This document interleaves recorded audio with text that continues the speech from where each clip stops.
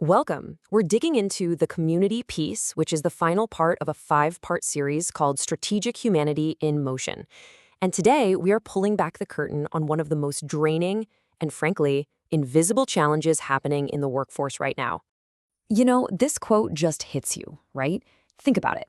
Imagine being a deep cover operative. For 8 hours a day, you're the perfect professional. You're calm, you're hitting your deadlines, you're leading meetings.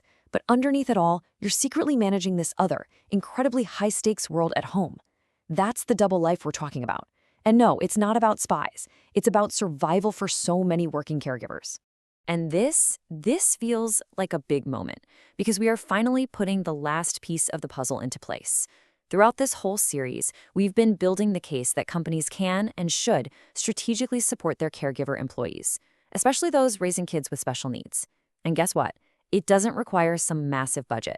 So today, that final, critical piece clicks into place. Okay, let's really get into this deep cover operative idea. It's more than just a clever phrase. For a huge and often totally silent part of the workforce, it's just reality. These are your colleagues, your employees, and they are burning an incredible amount of energy just to keep that professional mask on, while behind the scenes, they're running a full-scale care and advocacy campaign at home. And what's so important to get here is that this really is a performance. And just like any long-running play, it is absolutely exhausting. We're not just talking about managing your time. It's the sheer mental weight of juggling two completely different worlds. And almost always, it leads to feeling isolated and eventually just completely burned out. And look, this isn't some tiny niche problem. A study from Voya Financial found something pretty staggering.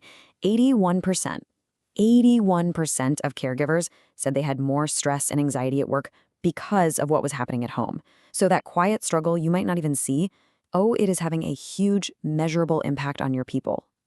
All right, so if the problem is that massive, the solution has got to be complicated and expensive, right? Wrong. Not at all. The solution we're talking about in the community piece is a really high-impact tool for keeping your people, and it costs absolutely nothing to put in place. Now, if you're a leader, that phrase, costs absolutely nothing, should probably make your ears perk up.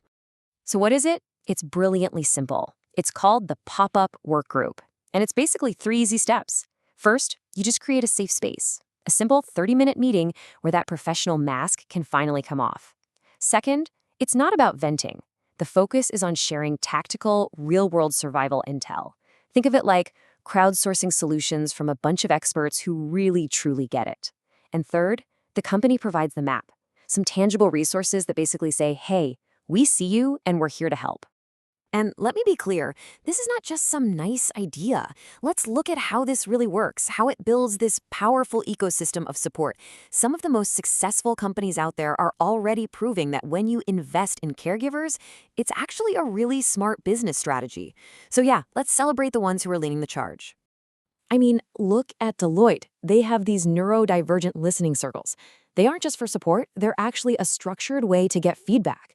Or Charles Schwab. They built a whole families at Schwab Hub for community and education.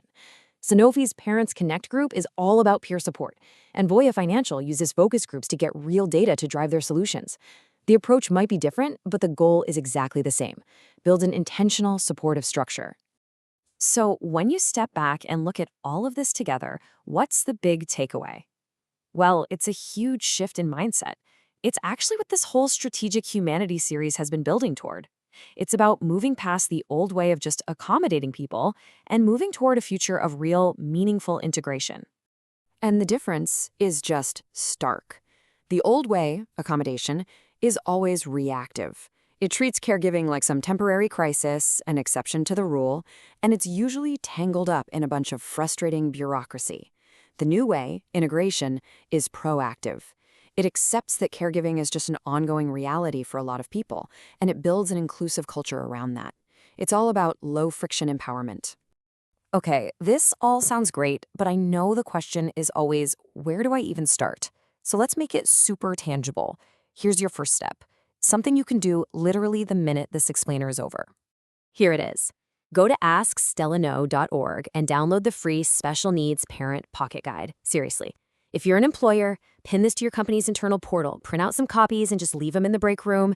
It's such a small thing, but it sends a massive message. We know this is real, and we want to help you navigate it. And that website, askstillanow.org, it's the hub for everything we've talked about. You can find the pocket guide, you can read the entire 5-part Strategic Humanity in Motion series, and you can learn more about the amazing work that Stella and the Gear Foundation are doing. So we'll leave you with this one question to think about. When we build workplaces where people don't have to live a double life, we do more than just reduce burnout. We unlock an incredible amount of focus, creativity, and loyalty. So, how much of that untapped potential is hiding behind a professional mask in your organization right now?